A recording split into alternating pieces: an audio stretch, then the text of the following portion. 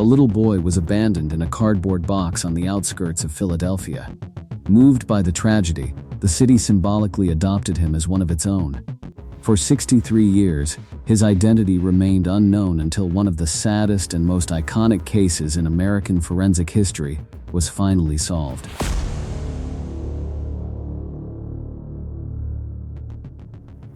For more than 6 decades, one of America's most haunting mysteries began with a child no one could name. In February 1957, a young boy was discovered abandoned beside a quiet road in northeast Philadelphia. He had been placed inside a cardboard box and wrapped in a plaid blanket, hidden among the brush as though someone hoped he would never be found. The child appeared to be around 4 or 5 years old. He had light brown hair that looked recently cut and wore pajama pants that did not fit properly. Despite signs that he had been cared for, investigators found evidence of severe abuse. He had died from blunt force injuries to the head. No missing child report matched him. No family stepped forward. No one claimed him. For decades, the unidentified victim became known as the boy in the box, a case that would haunt Philadelphia and remain one of America's most unforgettable mysteries. He had been cleaned after his death. There was evidence suggesting the body had been bathed.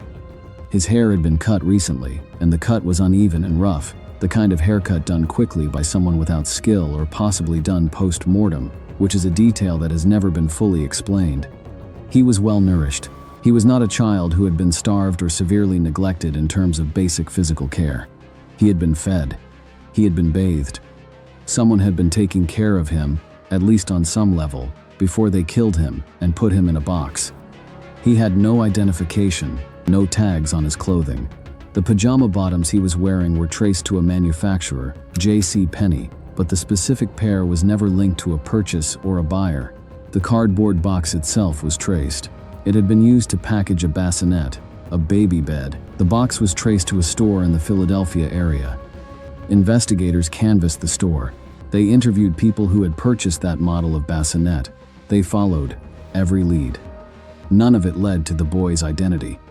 The Philadelphia Police Department and the medical examiner's office did something that was, for 1957, remarkably forward-thinking. They made flyers. Hundreds of thousands of flyers were printed with a composite sketch of the boy's face and distributed across the Philadelphia area and beyond. Like Kim, her mother, Joan Friel-Durham, also assisted law enforcement on cases using her skills as a psychic medium. Joan was even awarded a medal from the Vidocq Society, the prestigious group of law enforcement officials who investigate cold cases. In the 80s, Joan was contacted to assist in this case. Among some leads she shared, there was this about someone involved. Officers went door to door in neighborhoods near the discovery site. The case was covered extensively in local newspapers. A rendering of the boy's face was placed on the front pages of the Philadelphia Inquirer and other publications. The response was enormous. Tips poured in from across the region. Investigators followed up on every one of them. None of them led to an identification. No parent came forward. No neighbor called to say they recognized him. No teacher. No family friend. No relative. Nobody in the entire Philadelphia region, or anywhere else in the country, came forward to say that they recognized this child. In a city of millions of people, a little boy with soft features and recently trimmed fingernails had apparently existed without leaving a single traceable mark on the world around him. That fact alone tells you something deeply disturbing about the circumstances of his life. In the absence of an identification, the people of Philadelphia did something remarkable. They refused to let him be buried alone. A group of volunteers, private citizens who were moved by the case, organized a proper funeral for the boy. He was buried at Ivy Hill Cemetery in Philadelphia. His grave marker read, simply, "Heavenly Father, bless this unknown boy." For years after his burial, people left flowers at his grave. Strangers, people who had never known him and never knew his name, who came to a cemetery in northeast Philadelphia to leave something at the grave of a child because they could not bear the idea of him being forgotten. Investigators from the Philadelphia Police Department continued working the case. Detectives who were not even born when the boy was found later took up the case themselves, driven by the same thing that drove everyone who encountered it: The feeling that this child deserved more than what he got, that he deserved a name, that someone, somewhere, was responsible for what happened to him. And that justice, even decades later, was not something that should be abandoned. Over the years, several significant leads emerged.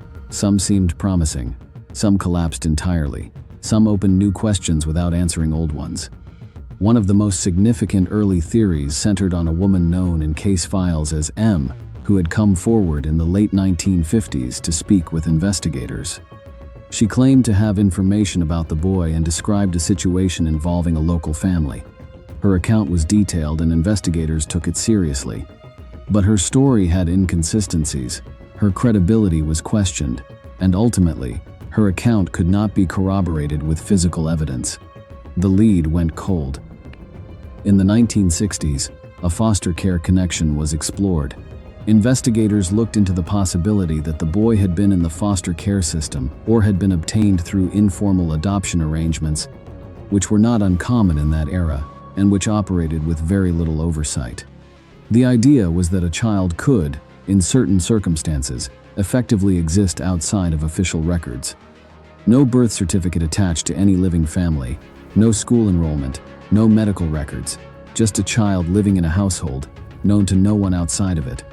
This theory has remained compelling to researchers for decades because it explains the most baffling element of the case.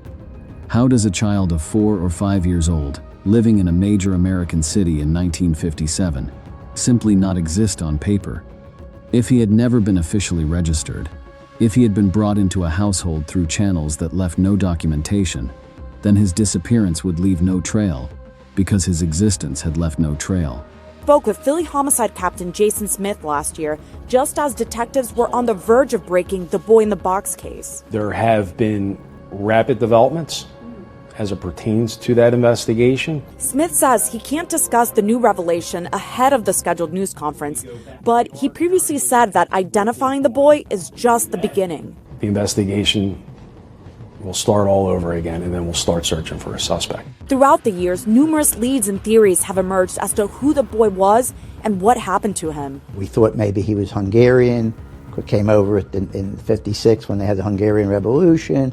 We had all these theories, thought maybe he was a military. There are some similarities to these pictures, enough similarity that I think is worthy of further investigation. Most of those tips and theories have been debunked. Just no match. In 1998, renewed attention returned to the boy in the box case when the Vidocq Society, a group of retired investigators and forensic experts, re-examined the evidence.